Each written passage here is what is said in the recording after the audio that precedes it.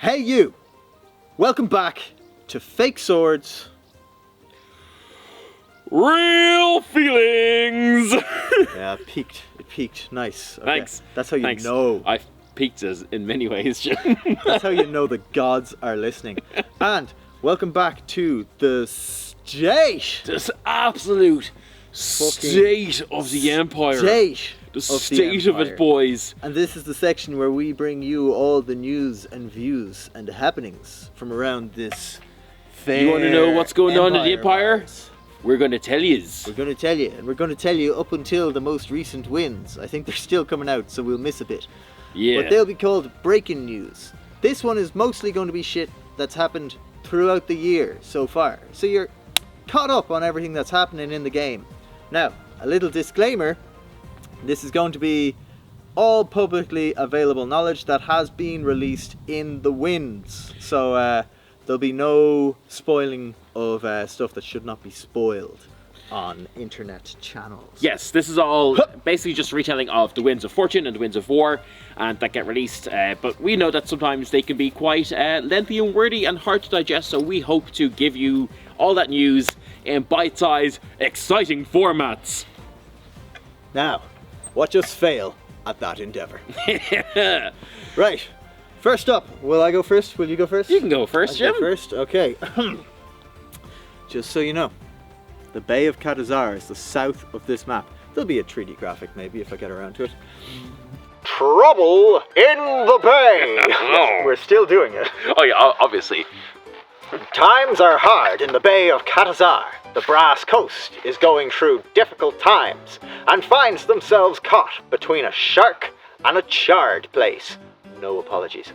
The water began to look choppy when a full Grendel armada allied with Asavean forces sailed on Sirok, the city of 1,000 sails. The Freeborn mounted a valiant defence, but owing to a betrayal from within, the Salt Guard were defeated, and the city reduced to ash and rubble. From there, the Grendel swept on, claiming most of Madruga as their own. After this conflict, the Freeborn hold on the bay was shaky at best. See, non-existent. To add to the chaos of the situation, the mother of Rex, that is to say, the eternal Siaka, is currently extremely active in the bay. Initially allied with the Grendel and Asaveans, she orchestrated the destruction of the Shining Pillar, replacing it with a ravenous maelstrom, as well as releasing numerous kraken into the Bay of Kazar, using a huge force of zealous cultists to do her will. However, owing to tensions over these actions, the alliance between these forces seems to be at an end, with the Salt Lords themselves denouncing Siaka. Siaka, for her part, has announced that the bay is now her domain from shore to shore, and that Imperial forces and Grendel alike are naught but prey to her. Well, Dylan. Interesting times. Thank you. Interesting times indeed. I was providing a visual element. I did notice that. I woke up in a little box in the corner. Yes. What do you make of this? Shit's pretty fucked. Pretty fucked. What I think is really, really interesting is the whole fact that the Siaka Heralds were part of the Grendel. Well, not part of the Grendel, but were allied. And then they just turned around and were like, nah, that bay is ours now. And even the Grendel were like, well, fuck you. Well, she was so... my understanding of it is that she's so unhinged and dangerous that even the Grendel were like, oh, what have we done? Yeah. Doesn't really fit the whole Grendel's vibe of being these kind of like very professional, very kind of like we know our shit, we have our shit together, we do our war good, then to have these like just raving lunatics in the background. That was the battle we had to do where the monster brief was like, you can choose to be a professional Grendel or a mouth foamy cultist, and everyone was like, obviously a mouth foamy cultist, like. But yes, unfortunately, the Brass Coast is not the Brass Coast anymore, it is simply the Brass. Well, maybe. We'll have to check our breaking news section later on in the show, Dylan. Moving on, do you want to talk about the grasslands? I'll take this one. As if that weren't enough, the great grasses and expanse of shimmering emerald grasslands in Madruga have been set upon and blighted by the dry patricians, now referred to as Blightheart. They are now a lifeless plain of ash, dust, and sand. The Empire has risen to this challenge, and initially sent several raids of extremely good-looking heroes to deal with, what is this script? To deal with dry partitions. Well, who were the heroes? These raids were successful, and the Blight's expansion has been halted. The situation is looking up, and even though it is not resolved yet, there are many who hold out hope that they may be able to start taking steps towards restoring the grasslands. It's really hard to just sight read. I should have done a was about to modicum say, of prep of this. Your sentence structure is throwing me a lot. A plan is in action to burst the banks of the Scrorero using an arcane projection in order to flood the plains and undo the work of the partitions. However, if the curse is not fully undone beforehand, this runs the risk of simply changing the nature of the problem. So basically, the solutions seem to be everything was real dry. We're gonna try and make it real wet. Yeah. I mean, like, you can't fault that logic. That's good logic. Yeah, that's just straightforward problem solving. Is what that is. Like that's the problem solving. This is the type of problem solving a child would bring, but on an imperial level. And honestly, I think there's nothing wrong with it. Sometimes beauty and simplicity. Oh, 100%. Beauty and simplicity. Yeah. History was made by us in this regard. We went out and we kicked the shit out of a load of dry patricians, which has not been done that successfully before, I believe. Yeah. Hence, us earning the imperial title of good-looking heroes. Yes, it's true. This is true. Next section. Time to leave, or the beginning of the end. The Valorn are the oldest and most mysterious of the Empire's enemy. I don't think I can do another one of these. I give up halfway through. It's real hard. They are, without a doubt, the greatest spiritual threat to the Empire, and have been present since the fall of Tunan. Wow, my spell check did not go on that. There's a lot of red lines on this paragraph. I did it real late at night with one hand. The joys of trying to jostle a child and write news reports all at once. Fantasy news reports with silly names. For thousands of years, the Empire has managed to keep them subdued through the use of the Trods. But now, after the building of the Great Library in Hercynia, the Navar have decided that it is time to strike out and destroy them once and for all. After receiving a greater majority in the Senate, the Navar will now uphold the oaths they have sworn and ready themselves for war with the Valorn proper. Through the use of the ritual, the Dance of Navar and Thorn, the Empire could connect all of the Valorn Horts together. The resultant surge of spring magic would cause the Valorn to react in a volatile manner and lash out. This action would leave it vulnerable for the first time. If it were to be joined in this manner, the Valorn would essentially become conscious and begin questing outward to expand its territory. However, this crisis would present opportunity. The energy that it is currently using to preserve itself would change and turn towards expansion, leaving it vulnerable to a mortal strike from Imperial forces. In order to bring this around, the Empire must connect the final two Horts, located in Berntal Dal in Sarengrave and Cavan in Descama. The Dance of Navar and Thorn must be completed multiple times to join these Horts to the network. Will the Empire be able to deliver this final blow, or will rousing the Valorn prove to be a repeat of a history long remembered? Only time will tell. Yes, Cavan. Cavan. I love that the fate of the Empire will be decided in Cavan.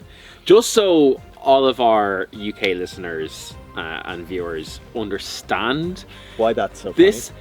It's just like, imagine it was Southampton, like just a straight up place that you've been to. Yeah. You know, that's like you could get in your car and drive to it in like 40 minutes. Yeah. And it's not an impressive place. No, it's just sorry, Cavan, but you got nothing going for you.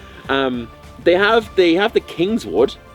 Quilnary is in Cavan. Yeah. I was there and I tricked in it. Is it a good wood? It's fine.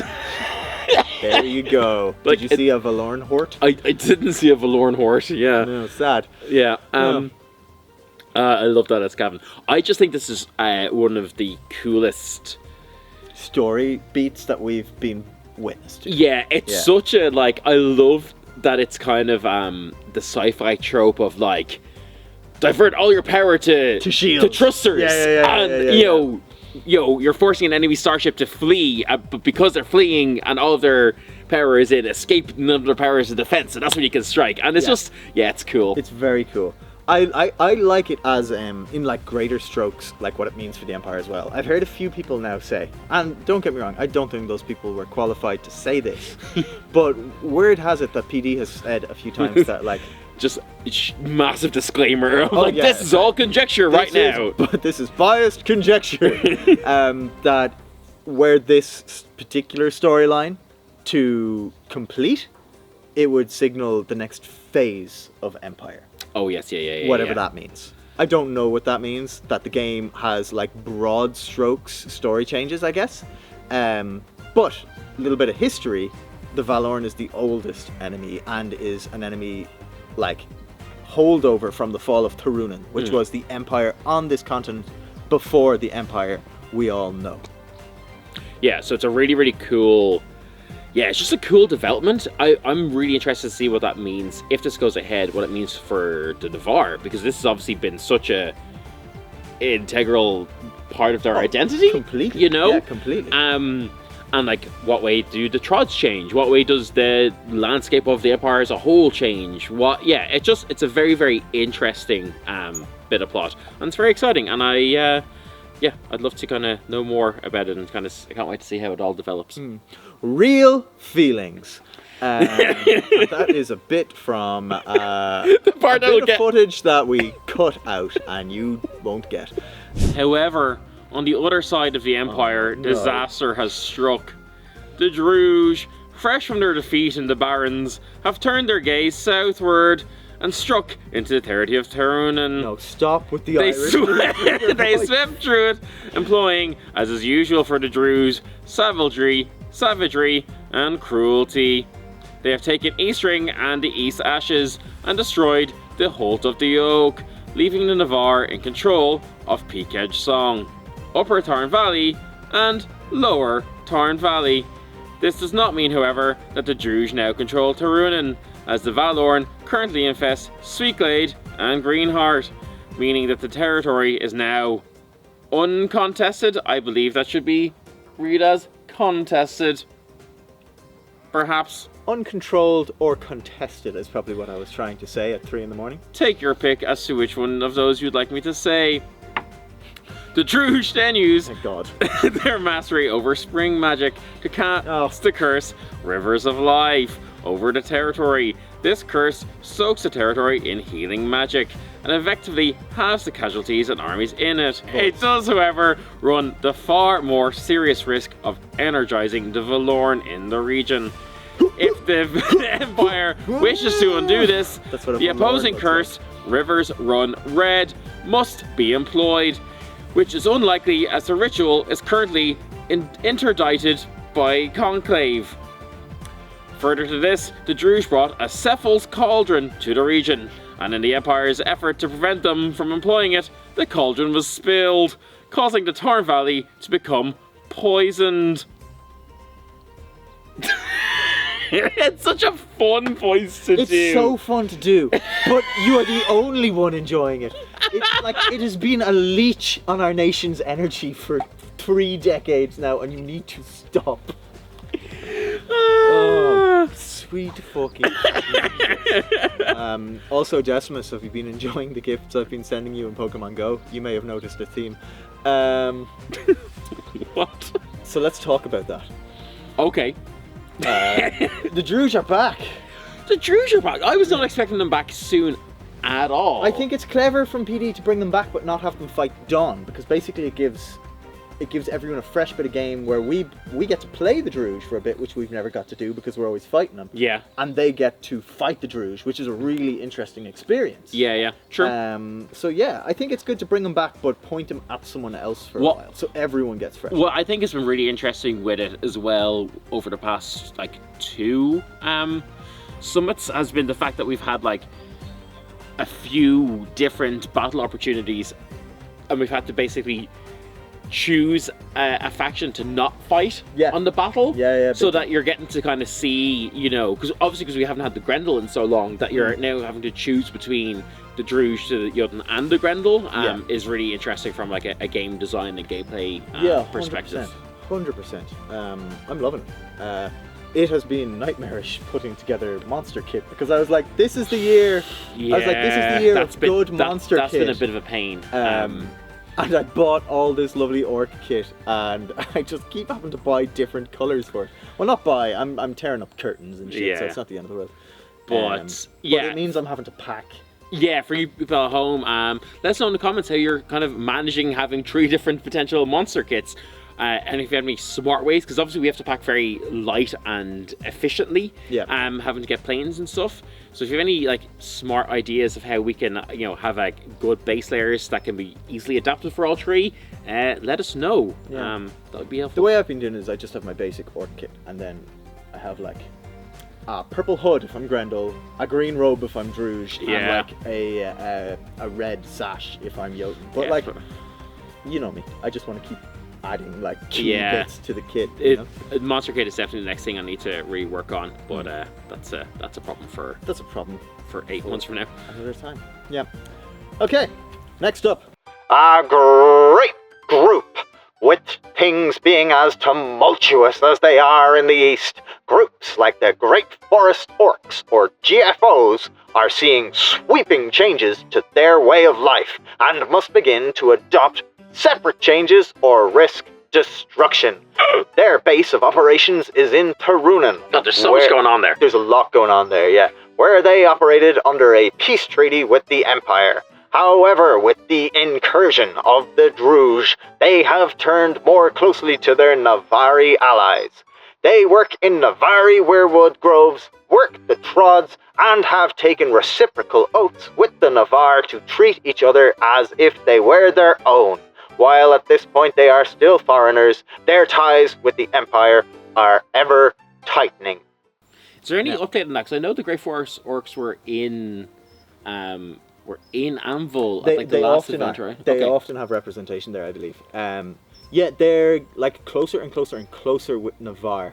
I believe it's not uncommon to see like NPCs of them walking around Navar and stuff. Fun. But they're not playable yet. Yes. I'd imagine they probably, again, biased conjecture, like considering that we have the Apulian Orcs, Great Forest Orcs has to be just around the corner, right? That's my assuming that the players actually go and make the choices that'll lead to that. But I believe one of the key the key barriers to that is like working the egregore magic around them and stuff, which was fine for the Marchers because the egregore went to bat for them. But Mournwold Orcs aren't playable either yet. So I don't know what the difference is between the Apulian But then how did the Orcs, leagues... Yeah.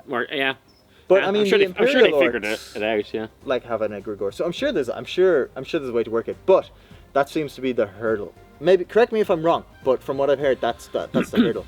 That said, a couple of the nations are having like groups of orcs slowly crop up. So I think my own, and I would love to see it. My own guess is that we're going to see more and more playable orcs coming into other nations, with the Apulian orcs leading the way.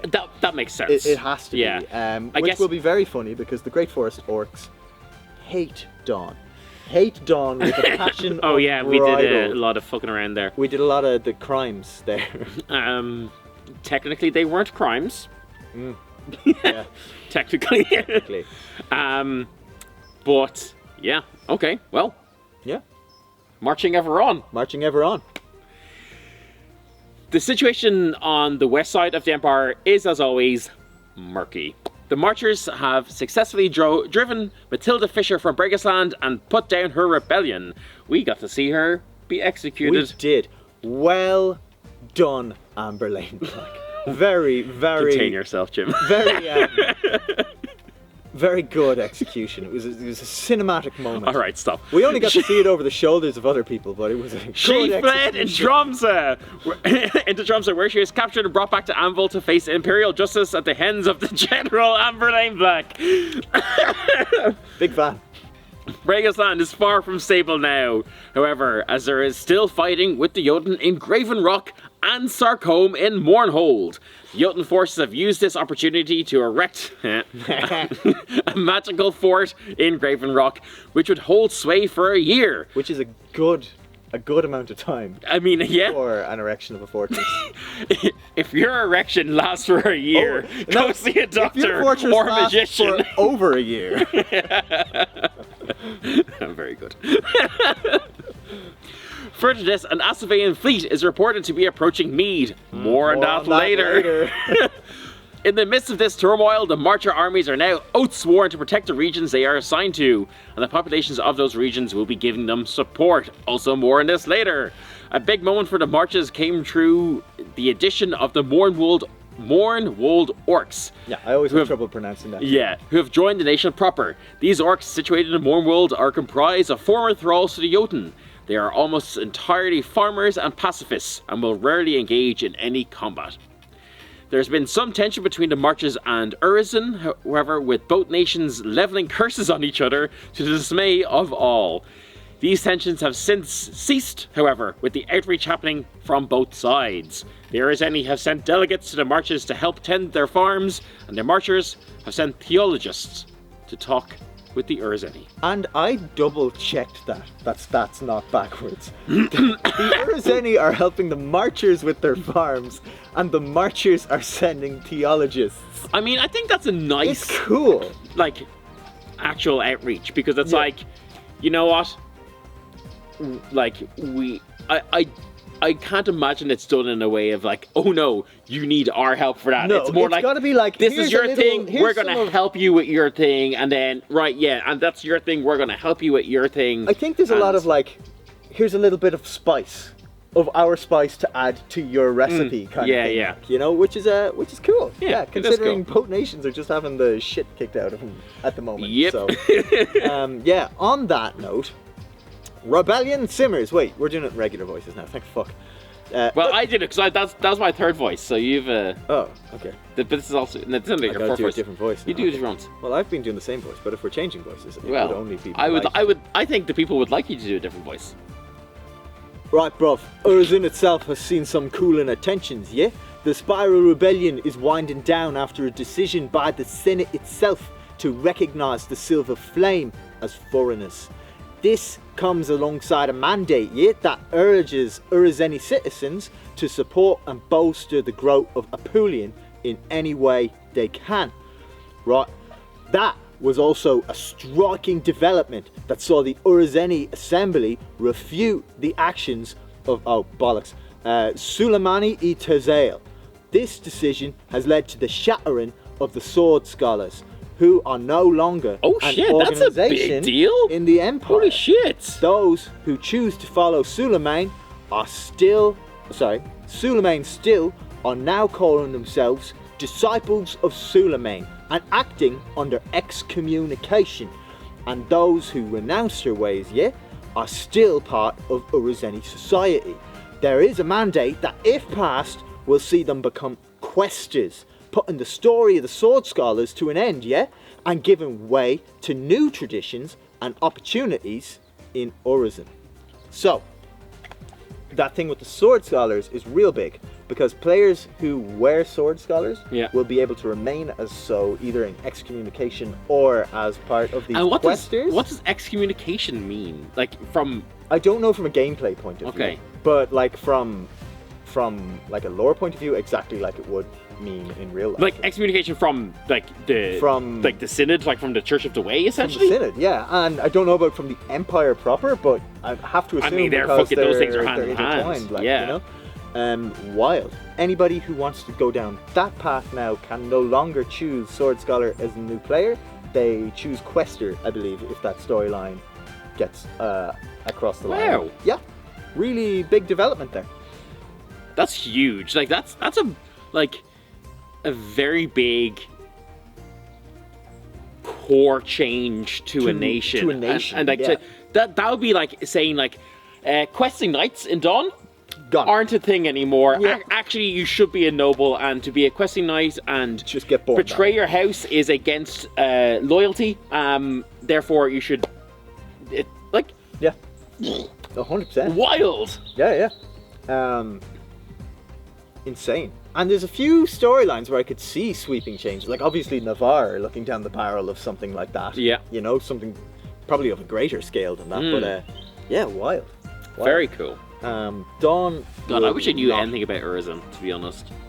Yeah, I don't know much about them. Well, No. I know since we've started doing these, I know a bit about them. But Yeah, but like it's all very kind of surface level stuff. I don't think I've ever interacted with an Urizen on the field. I've interacted with one Urzeni on the field and we talked about sword fighting. So I mean, it yeah, wasn't even a it's- very typically Yeah.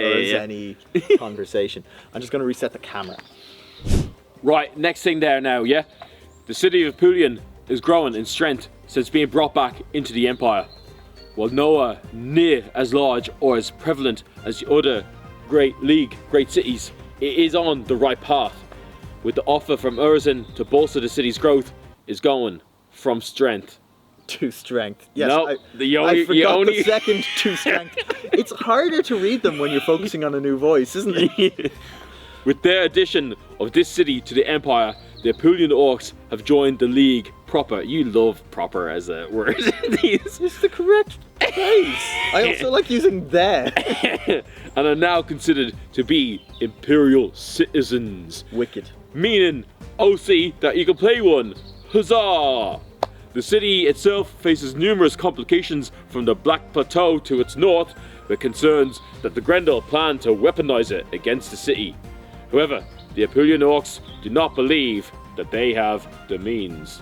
If you want to see something very funny, go on the wiki and look at anything to do with the Black Plateau. They've run a filter on the entire wiki that it is like always highlighted in black and in capitals. So that sentence would read Oh, sorry, let me... yeah, please retake. The city itself faces numerous complications from the Black Plateau to its north. See, I read it as like the Black Plateau. Very funny. Very I'm funny. imagining it being like more like it's a Doctor Who villain. Yeah, the Black Plateau. Or like Futurama, like kind of vibes. Yeah. Nice. Look, I'll do the next one. This is a fun one. Let me just bring it back up in the document so it's not split onto 2 pages. Okay. Hold on. I need to think of an accent. Yeah, I am German. No. Yeah. You could do it like a Hugh Grant. Oh, I could do it. I'm so charmingly befuddled. Yes. Up next, we have the Imperial Orcs and Mariv. In a historical vote, the Imperial Senate has elected to assign the territory of Mariv to the Imperial Orcs. This will be the second territory they control after being gifted Skarsind by Wintermark. The Imperial Orc citizens now have the option of moving from Skarsind south to Mariv, a journey that will be made easier by moving along the Trods. It seems that amongst their numbers, the Sanite are the most enthused about making this journey, as the clan has roots there. The Orcs will face many challenges in Mariv, including the threat of the Grendel and the region itself, which is arid and tough to develop. The Imperial Orcs have now officially subdivided into 6 great septs, each with its own identity and culture. These are the Ethan Graw, the Ilarom? Ilarom. Please, somebody phonetically give that to us in the comments. The Sanite, the Sunstorm, who we would previously have known as the Imperial Orcs, I believe, who wanted their own identity outside of being Imperial Orcs, and chose Sunstorm, which is an amalgamation of 2 different names, which I will put on the screen below because I can't remember offhand because I wrote this a long time ago. The Tamazi and the Yorende. They have also recently raised their 3rd army, the Autumn Hammers, led by Ashbourne Vanna, which is a fucking class name. That is pretty Autumn metal. Hammers, like, fuck me. Yeah, what do you make of that? I think that's really cool because I kind of seen talk and stuff. I'm not really much on like the main big discords. I just find it too big and busy to There's a lot follow. going on in them, yeah. But in some of the other discords that we're in, I saw a lot of people kind of talking about how they've like completely overhauled the Imperial Orcs when it comes to character creation and stuff, which I thought was really interesting. And I think it's cool that they seem to be putting a lot more focus, as we've kind of alluded to in this episode, into orcs as playable characters and just in general how they are expanding and been given more love and more kind of attention and more 100%. Making it more appealing to play, rather than being like, well, you can be an Imperial Orc, there's 30 of them in their camp, and it's like you have to kind of, in comparison to the scale, you have to really buy into a certain thing. But now there's a lot more options to kind of choose from, a lot more kind of sink your teeth into if you're looking to play one. So yeah, I think that's cool. 100%. It's very cool. Breaking news! What? I think breaking news would be funny if you actually actively had to fend off someone while you're reading it. Okay. Yeah, pick up your sword and read your breaking news. Give me a sword. Do you not have one there? No, you can't defend with that. You can defend with this. It's broken. It's breaking news. Breaking news! This just in! The town of Mead in the Marches has successfully defended against a surprise assault by the Asavean privateers and their Grendel allies. The invaders, drawn by the prospect of easy loot, targeted the bustling Market City, but were met with fierce resistance from the town's defenders, including the renowned Drakes. The intense battle resulted in significant losses for the attackers, with one Asavean battleship destroyed and another severely damaged. Despite nearly 100 Marcher soldiers losing their lives, their valor ensured that Mead was not overrun or destroyed, making a significant defensive victory for the Marches. This attack highlights the ongoing threats from external forces and the resilience of the Marcher community in protecting their lands from those who would seek to plunder them. A Marcher, a Marcher! Whew. Oh, Jim. That was good. Somebody fair. Yeah. Oh, you get to read out my favorite tagline that I've ever read. Oh, really? Yeah. What? Now you get in your chair. Do I have these notes on my chair? Yeah, should be in the. What am I? Freedom for? Oh yeah. Yes. Okay. Cool. Oh fuck me. Yes. Okay. Freedom for the freeborn as Faraz falls from foes' fists. After an unexpected withdrawal from Madruga, the Empire's forces are now targeting the Grendel-held territory of Faraz. Meanwhile, the Grendel and their Asavean... Their Asavean allies have fortified Siroc Plains, and severe weather continues to plague Madruga. The Empire has regrouped at Luck Springs, where a formidable coalition has formed, and is poised for a major push against the Grendel. Despite progress, the battles remain difficult, with Grendel defenses proving tough and holding Morass Rock. With the autumn equinox nearing, Faraz is back under Imperial control, though it is heavily damaged from years of Grendel rule and recent battles. The Senate now faces critical decisions regarding Faraz's governance and the ongoing campaign. Nice. Faraz is back. Yay! I didn't actually know we had taken it. I thought it was like still contested. It's real cool that we have it. It's we don't have it fully. Like I think we have 4 It's like a edits. We have Mournhold, 4 yeah. of the 7. of the 7 territories, but now we can assign a senator to it. Is basically the Fucking sick. Yeah, nice. So the that's thing. There's more. The Jotun have begun a conquest back into Mornwold. The Jotun have overwhelmed Imperial armies, but however have not secured total victory. Freemore, Alderley, and the Green March remain. My wife is in Mornhold! Honey! Remain free due to the resistance of 4 Imperial armies and their allies. However, control over the full territory has fallen into the hands of the Western barbarians, with thousands of Imperials dead. Jotun as offer their choices to Imperials, with the exception, of course, to Oreni and Navar, who just are going to be executed. Why? They hate the Navar. Do they? I didn't realize they specifically hated them. Oh yeah. That's why. Is it because the Navar keep leading them into Valornhor? No, Horts. I think it's because the Navar keep executing them, Oh, which shit, is so yeah, anti-honorable. Yeah, because nobody executes it. Yeah. Okay, yeah. Fair. Yep. Do better, Navar. At executions, you can win this thing. Well, Still got a sentence. that's Still got a sentence. Do I? Yep. Oh, Lines. fuck shitballs. That's Sorry, like, I'm hearing something else in my ear, Dylan. Oh, More breaking news. however, the mines in Ore Hills remain a site of covert resistance, and Imperial prognosticators have identified an option for Imperial heroes to support the resistance. More on that at the summit.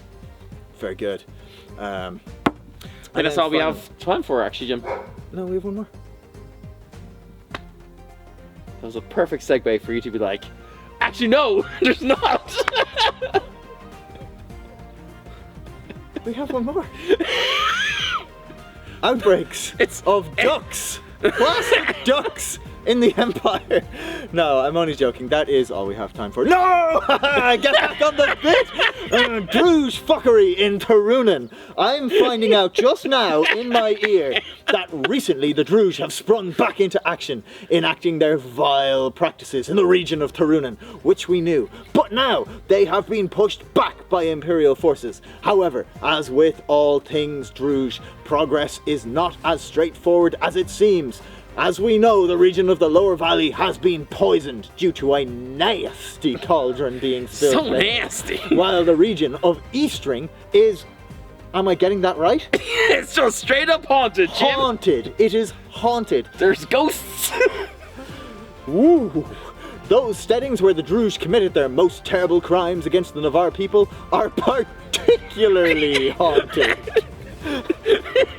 While the priests of the nation will do their best to deal with the worst of the hauntings, the nation of the wild marshes means that it will be extremely difficult to find and deal with all the spirits abroad here. We wish our brave troops all the best in their fighting. Who should they call, Dylan? Me. That's the second perfect setup we've dropped now. They should call Ghostbusters. Yeah, or the AA. Or the AA. That sorts them out. And with that, shout out to this week's sponsor of the episode, the AA. We're sponsored by FM 104. Who've asked us to use the RTE presenter voice to further damage the reputation of the RTE. Radio Television Aaron, this has been the state of the Empire. Brought to you. State of it! The state of the Empire! The state of it! Did you see how your Empire came in last night? The fucking state of them! The fucking state of the Empire showing those shapes on that dance floor last night. God. Altogether unholy. I won't be able to show my face in mass this Sunday. It'll be all they're talking about in the town. And Father Victor would be an awful man for throwing the old judgment on the dance floor. Sure, look. I won't have to face him. I couldn't do it. But you know what you could do? You check out Half Our Tales and all of our other projects in the episode description below. Thank you so much for watching this episode. Half Our Tales. We hope you enjoyed it. We hope you find this entertaining and educational about what's going on in the Empire as a whole. Let us know if you like these videos. And if we missed anything, and if you miss anything, put an informative comment below so that people can check it out. We'll pin anything that's particularly useful for Yeah, that'd be players to great. know about. And as well, jump into our Discord for further discussion on these topics and more. And also, and this is important, check out Hardfire Tales. Yeah, That's it? I think We're that's done? about it. Yep. Okay, bye.